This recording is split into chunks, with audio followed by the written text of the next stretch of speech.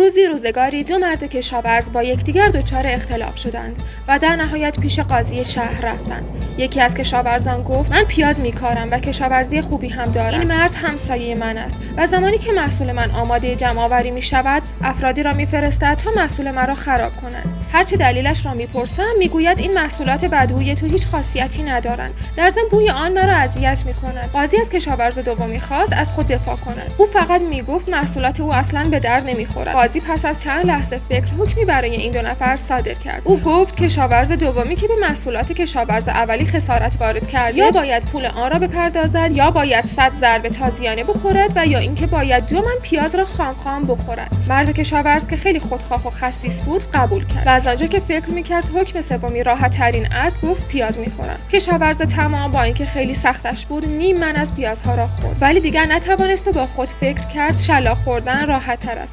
پس گفت باشد حکم شلاق را در مورد من اجرا کنید. اما وقتی 20 ضربه تازیانه را خورد دید که در واقع توان تحمل این ضربات را ندارد. از ترس جانش گفت دست نگه دارید باشد، خسارت مالی را جبران میکنم. از آن روز به بعد درباره کسی که زیادی طمع میکند و به خیال به دست آوردن سودهای دیگر زیانهای ظاهرا کوچک را میپذیرد اما عملا به خواسته اش نمیرسد، میگویند هم پیاز را خورد، هم چوب را خورد و هم پول را داد.